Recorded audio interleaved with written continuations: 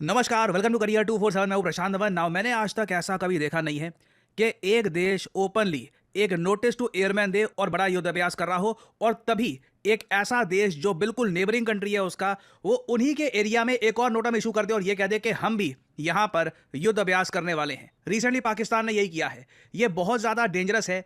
India की military drill इस वक्त चल रही है, जैसे आप लोग जानते हैं। हम यहां पर मिलिट्री एक्सरसाइज त्रिशूल की बात कर रहे हैं, और इसी दौरान पाकिस्तान ने एक पैरेलल वार्निंग इशू कर दी है। ये पैरेलल वार्निंग पूरे रीजन के लिए काफी डेंजरस है, क्योंकि होगा अब क्या कि जिस इलाके में भारत की नौसेना युद्ध अभ्यास कर रही होगी, पाकिस्तान की नेवी या फिर इनकी हो सकता है कि इनकी एयरफोर्स ये यहां पर इन्वॉल्व होना शुरू हो जाए, और 2 तारीख से लेकर 5 तारीख तक पाकिस्तान इस इलाके में, अरेबियन सी के इस एरिया में जो ओवरलैप करता है भारत के नोटम से, यहां पर युद्ध अभ्यास करेगा। इन वेरी सिंपल लैंग्वेज यहां पर यही समझ लो, चांसेस बहुत ज्यादा हाई हैं कि 2 तारीख से लेकर 5 तारीख के बीच में कुछ इंस्टेंस हो सकता है यहां पे। ना अगेन कई लोग ये कह रहे हैं सोशल मीडिया पर कि जैसे गलती से ब्रह्मोस मिसफायर हमने कर दिया था, वैसा यहां पे हो जाएगा।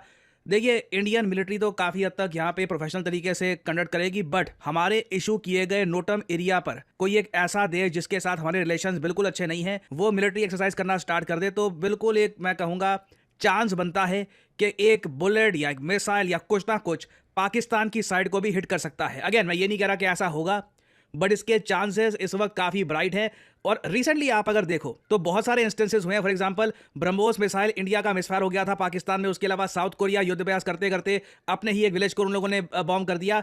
जैसे जैसे दुनिया में युद्ध अभ्यास बढ़ रहे हैं, आप नोट करिएगा, एक टाइम पर दुनिया में ना साल में 10 से 12 युद्ध अभ्यास होते थे। आज हर एक देश कम से कम 50 से 60 युद्ध अभ्यास कर रहा है। ऑफकोर्स मैं यहाँ पे उन कंट्रीज की बात कर रहा हूं जो यूजुअली मिलिट्री रैंकिंग्स में टॉप 30 या टॉप 40 के आसपास आते हैं। युद्ध अभ्यास जितने ज्यादा बढ़ेंगे उतना एक छोटा एक मिस कैलकुलेशन होने का खतरा बन जाता है, और इस पर्टिकुलर केस में तो पाकिस्तान पूर्ण रूप से प्रयास कर रहा है कि कुछ हो जाए।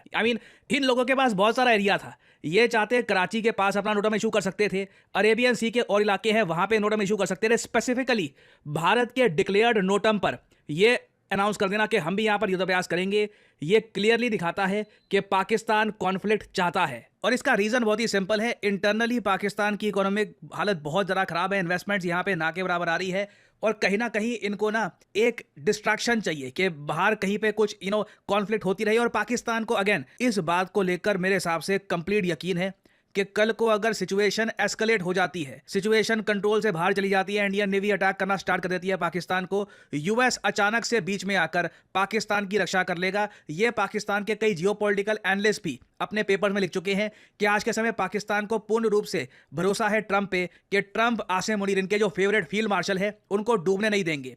और पाकिस्तान की आर्थिक हालत कैसी है, इसको लेकर रिसेंटली एक वीडियो सामने आई है शहबाज शरीफ की। इस वीडियो में आप देखोगे पाकिस्तान के प्राइम मिनिस्टर कह रहे हैं हमको लोन नहीं चाहिए, हम लोन्स में ही डूब जाएंगे, हमें अगर हेल्प करनी है तो फ्री का पैसा दो, do not give us loan. This is not acceptable. This is not where humanity should be directed towards. It has to be mutual cooperation. If somebody thinks that countries like Pakistan, who are devastated, loans would be enough, that is not acceptable. It is something which is absolutely unacceptable, because loans over loans, your back will break. बिल्कुल सही बात कह रहे हैं, I agree with him. Loan के ऊपर loan आप उठाते रहोगे। बेसिकली आप एक लोन की सर्विसिंग करने के लिए, सर्विसिंग होती है इंटरेस्ट पेमेंट करने के लिए, एक और लोन उठा दो, फिर एक और लोन, एक और loan. It's a vicious cycle, और पाकिस्तान इस विशियस साइकिल में बहुत ही एडवांस स्टेज पर पहुंच चुका है। और यहाँ पे ये सही कह रहे हैं, इस तरीके से कंट्री चलता गया तो उसकी कमर टूट जाएगी। Your back will break and you will never be able to stand up.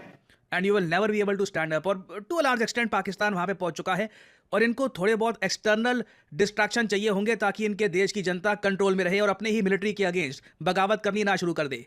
Now अगर हम बात करें प्रिपेयर्डनेस की, कि पाकिस्तान अगर हमारे नोटम में ये युद्ध अभ्यास कर रहे हैं, ये ऑब्वियसली एक बार को चाहते हैं कि ऐसा कुछ एक दृश्य दिख जाए कि इंडिया का एक मिसाइल लगता है पाकिस्तान को, और फिर यूएस को पाकिस्तान जाके कह सकता है कि देखिए इंडिया ने फिर से हम पे अटैक किया है, सीज फायर वायलेट हो गया वगैरह। ये काफ़ी हद तक इनकी प्लेबुक में दिख रहा है। हम लोग क्या कर सकते हैं? हम लोग क्लियरली अपनी नौसेना को प्रिपेयर कर सकते हैं।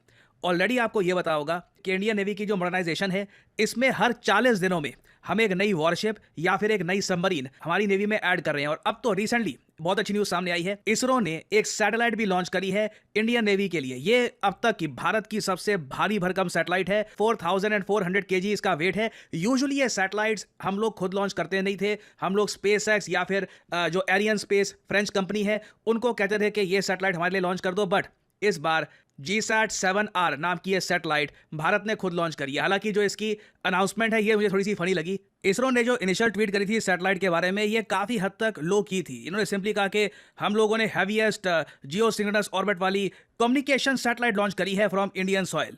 और उसके बाद आप देखोगे यहाँ पर जो ये लॉन्च है इसकी जो फोटोज़ हैं ये आपको दिख जाएगी। पीएम मोदी की जो ट्वीट है इसको रीट्वीट किया। अचानक से इंडियन नेवी की ट्वीट आती है, वो कहते हैं कि ये सैटेलाइट इंडियन नेवी को स्ट्रॉन्ग करेगी। ये जरा आप देख पाओगे ट्वीट भारतीय नौसेना के स्पोक्समैन की।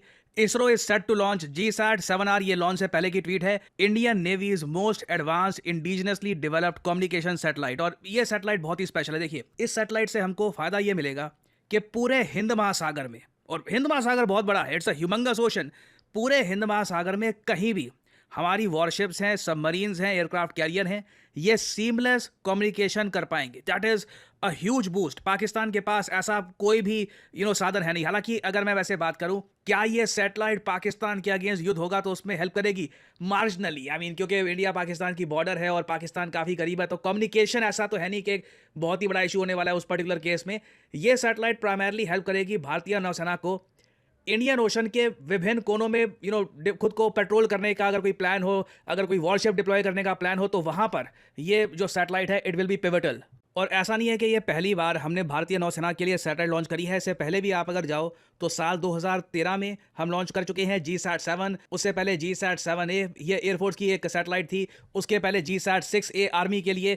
ओवरऑल हमारी जो मिलिट्री सैटेलाइट्स हैं इनके नंबर्स बढ़ते जा रहे हैं। और गवर्नमेंट ने एक लेसन लर्न किया है ऑपरेशन सिंदूर के दौरान कि सैटेलाइट सर्वेलेंस एक बहुत ही इंपॉर्टेंट एसेट है और ये आगे भी होगा। इसलिए आने वाले समय में भारत 52 ऐसी सैटेलाइट्स लॉन्च करेगा जो हमारी सर्वेलेंस करने में हेल्प करने वाली है। So again something is definitely about to happen. Pakistan का जो ये नोटम है ये काफ़ी करीब है सर क्रीक के भी। सो अगर कुछ होता है, अगर कुछ बड़ी डेवलपमेंट होती है तो मैं आपके लिए अपडेटेड वीडियोज़ यहाँ पर लाता रहूँगा। और फाइनली यहाँ पे मैं एक आपसे क्वेश्चन पूछूंगा। रिसेंटली एक बहुत ही अनयूजुअल चीज़ देखी गई। पहली बार ICC ODI नंबर 1 रैंकिंग पर ओल्डेस्ट बैट्समैन पहुंचा जिसकी एज 38 ईयर्स 182 डेज है। आपको ये बताना है वो कौन सा बैट्समैन है जो इस उम्र में oldest ever ICC number 1 ODI batter बना है। ये है यहाँ पे आपकी options: Virat Kohli, Rohit Sharma, Joe Root या फिर क्विंटन डेकॉक। कमेंट सेक्शन में करिए उत्तर।